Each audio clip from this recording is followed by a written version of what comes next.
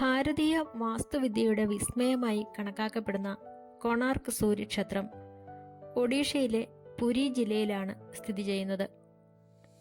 13ാം നൂറ്റാണ്ടിൽ നിർമ്മിക്കപ്പെട്ട ഈ ക്ഷേത്രം യുനെസ്കോയുടെ ലോക പൈതൃക പട്ടികയിൽ ഇടം പിടിച്ചിട്ടുണ്ട്. 13ാം നൂറ്റാണ്ടിൽ കിഴക്കൻ ഗംഗ രാജവംശത്തിലെ നരസിംഹദേവൻ ഒന്നാമൻ ആണ് ഈ ക്ഷേത്രം പണികഴിപ്പിച്ചത്. 7 കുതിരകൾ വലിക്കുന്ന കൂറ്റൻ രഥത്തിന്റെ ആകൃതിയിലാണ് ഈ ക്ഷേത്രം രൂപകൽപ്പന ചെയ്തിരിക്കുന്നത്. ഏകദേശം 1200 കലാകാരന്മാർ ചേർന്ന് 12 വർഷം കൊണ്ടാണ് ഇതിന്റെ നിർമ്മാണം പൂർത്തിയാക്കിയതെന്ന് കരുതപ്പെടുന്നു. മൂല എന്നർത്ഥം വരുന്ന കോൺ, സൂര്യൻ എന്നർത്ഥം വരുന്ന അർക്ക എന്നീ വാക്കുകൾ ചേർന്നാണ് കൊണാർക്ക് എന്ന പേരുണ്ടായത്. സൂര്യദേവൻ സഞ്ചരിക്കുന്ന കൂറ്റൻ രഥത്തിന്റെ ആകൃതിയിലാണ് ക്ഷേത്രം രൂപകൽപ്പന ചെയ്തിരിക്കുന്നത്. രഥത്തിന് ഇരുവശങ്ങളിലുമായി 12 വീതം ആകെ 24 ചക്രങ്ങളുണ്ട്. ഇവ വെറും അലങ്കാരങ്ങളല്ല, മറിച്ച് കൃത്യമായ സമയം കണക്കാക്കാൻ സഹായിക്കുന്ന സൂര്യഘടികാരങ്ങൾ കൂടിയാണ്. ചക്രത്തിലെ ആരക്കാലുകളുടെ നിഴൽ നോക്കി സമയം തിട്ടപ്പെടുത്താൻ സാധിക്കും.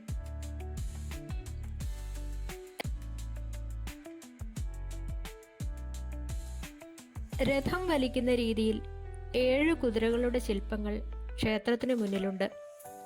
ഇവ ആഴ്ചയിലെ 7 ദിവസങ്ങളെ സൂചിപ്പിക്കുന്നു. സങ്കീർണമായ കല്ലിൽ കൊത്തിയ ശില്പകലകൾ ഇവിടുത്തെ ആകർഷണമാണ്. കലിംഗ വാസ്തുവിദ്യാ ശൈലിയിൽ കറുത്ത ഗ്രാനൈറ്റ് കല്ലുകൾ ഉപയോഗിച്ച് നിർമ്മിച്ചതിനാലും കടൽ യാത്രക്കാർക്ക് ഒരു നാഴികക്കല്ലായി വർത്തിച്ചതിനാലും യൂറോപ്യൻ നാവികർ ഇതിനെ ബ്ലാക്ക് പഗോഡ എന്ന് വിളിച്ചിരുന്നു. ക്ഷേത്രത്തിന്റെ പ്രധാന കവാടത്തിലൂടെ പുലർച്ചെയുള്ള സൂര്യരശ്മികൾ കൃത്യമായി ശ്രീകോവിലിനുള്ളിലെ വിഗ്രഹത്തിന്മേൽ പതിക്കുന്ന രീതിയിലായിരുന്നു ഇതിന്റെ നിർമ്മാണം. ഇതിഹാസങ്ങൾ അനുസരിച്ച് ക്ഷേത്രത്തിന് മുകളിൽ സ്ഥാപിച്ചിരുന്ന വലിയൊരു കാന്തം വിഗ്രഹത്തെ വായുവിൽ ഉയർത്തി നിർത്താൻ സഹായിച്ചിരുന്നു. എന്നാൽ ഇത് കപ്പലുകളുടെ ദിശ മാറ്റാൻ കാരണമായതിനാൽ പണ്ട് പോർച്ചുഗീസുകാർ ആ കാന്തം നീക്കം ചെയ്തതായി പറയപ്പെടുന്നു.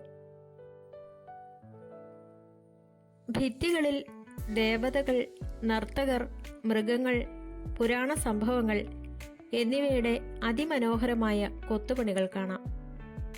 അന്നത്തെ സാമൂഹിക ജീവിതത്തെയും യുദ്ധങ്ങളെയും ഇവ വരച്ചു കാട്ടുന്നു.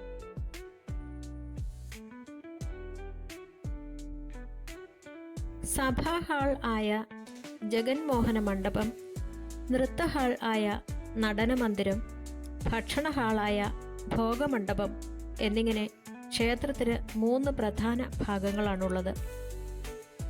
പ്രധാന ക്ഷേത്രഗോപുരം കാലപ്പഴക്കത്താൽ തകർന്നു പോയിട്ടുണ്ടെങ്കിലും അവശേഷിക്കുന്ന ഭാഗങ്ങൾ ഇന്നും വിസ്മയിപ്പിക്കുന്നതാണ്.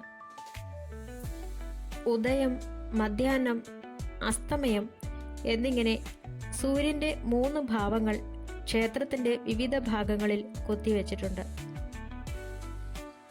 കല്ലുകളിൽ കൊത്തിയെടുത്ത കവിത എന്നാണ് രവീന്ദ്രനാഥ ടാഗോർ ഈ ക്ഷേത്രത്തെ വിശേഷിപ്പിച്ചത്. നമ്മുടെ 10 രൂപ നോട്ടിന്റെ പിന്നിൽ കൊണാർക്ക് ക്ഷേത്രത്തിലെ ചക്രത്തിന്റെ ചിത്രം ആലേഖനം ചെയ്തിട്ടുണ്ട്. കൊണാർക്ക് സൂര്യക്ഷേത്രത്തെക്കുറിച്ച് വളരെ രസകരമായ ഒരു ഐതിഹ്യമുണ്ട്. ഇത് പ്രധാനമായും ശ്രീകൃഷ്ണന്റെ പുത്രനായ സാമ്പനുമായി ബന്ധപ്പെട്ടിരിക്കുന്നു. ശ്രീകൃഷ്ണന്റെയും ജാമ്പവതിയുടെയും പുത്രനായിരുന്നു സാമ്പൻ. അതീവ സുന്ദരനായിരുന്ന സാമ്പൻ ഒരിക്കൽ നാരദ മുനിയെ അപമാനിക്കാൻ ശ്രമിച്ചു.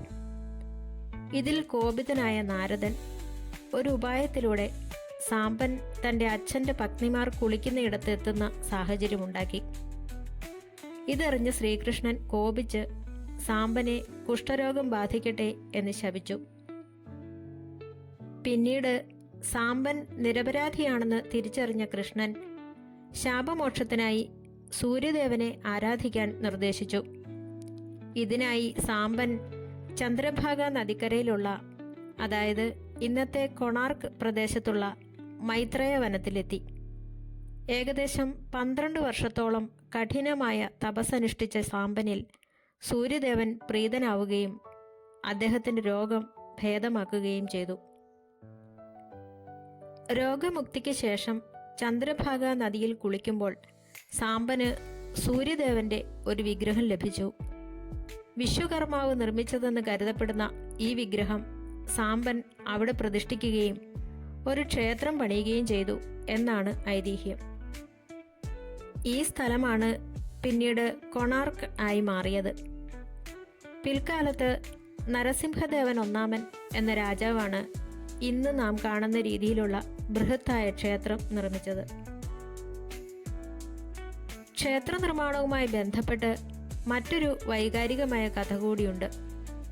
ക്ഷേത്രത്തിന് മുകളിൽ കല്ലുകൊണ്ടുള്ള താഴികക്കുടമായ ദധിനൗതി സ്ഥാപിക്കാൻ 1200 ശില്പികൾ പാടുപെട്ടെങ്കിലും അവർക്ക് അത് സാധിച്ചില്ല.